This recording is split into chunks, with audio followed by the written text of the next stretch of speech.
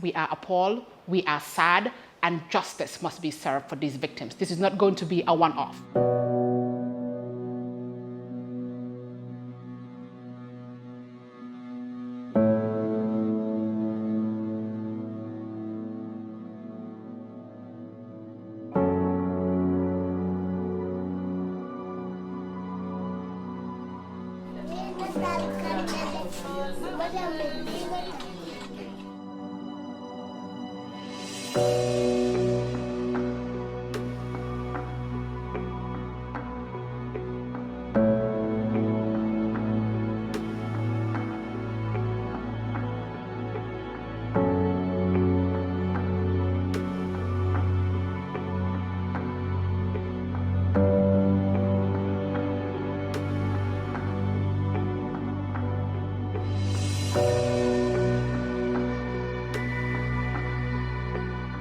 We will make sure that these victims get the justice that they deserve, because these kids, this is medical malpractice.